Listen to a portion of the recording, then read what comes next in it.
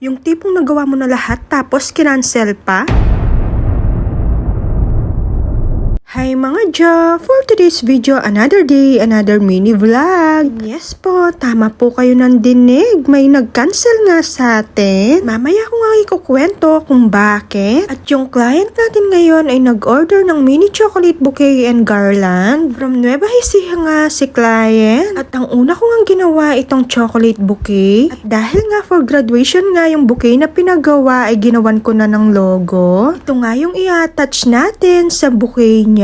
At ang napili nga ni client ay yung mga KitKat. Kulay sky blue yung pinalagay niya sa may bouquet. Ito kasi yung kulay na paborito daw ng anak niya. Buti na lang may natira pa akong wrapper nung Mother's Day. Kaya naman pinakonfirm ko muna kung ano lahat yung order niya. At nung nakapili na nga si client, dali-dali ko na nga itong ginawa. Sabi ko nga sa kanya, isisingit ko lang. Dahil hindi lang ito yung ginagawa natin araw-araw. Kaya dapat time management talaga tayo. Buti na lang madaling kausap itong si client. Kaya naman isiningit ko na. Ako kasi yung tipo ng tao na kapag hindi ko kayang gawin, hindi ko ginagawa. Sasabihin ko talaga sa client na hindi ko kaya. Maganda kasi yung sinasabi natin kay client na hindi natin kayang gawin kesa yung sinasabi natin na gagawin natin pero hindi natin magawa. Kagaya nga na sinabi ko kanina na may time management ako. Kaya naman pinipili ko lang po yung kaya kong gawin. Sobrang nakukyutan nga ako sa ribbon na to. Ang ganda kasi ng kulay. At ayan na nga, naglagay na rin tayo ng sticker. At ang susunod natin gagawin ay itong garland. At ang napili nga ni client na garland ay yung kulay green. At ito nga si client ay hindi yung nag-cancel. May nagpagawa kasi sa atin nung May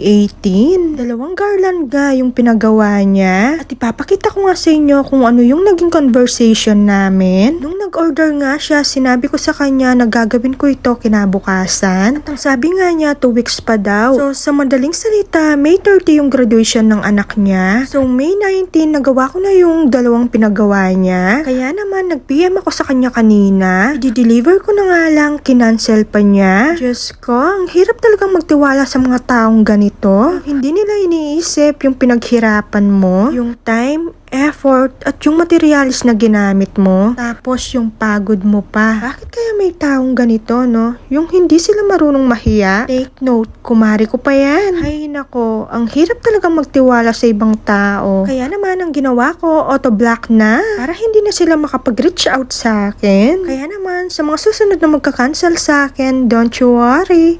Dahil ipopost lang naman kita. Ayaw ko kasing i-tolerate yung mga ganyan. At sa mga buyer namin, please lang po, i-appreciate nyo po yung mga online seller. Dahil naghihirap din po kami. Kaya naman, sa mga kapwa online seller ko, saludo po ako sa inyo. At ayan na nga, tinanggal ko na nga yung mga pera na nilagay ko. Siyempre, bagong lahat, bagong huli, montage, pasok!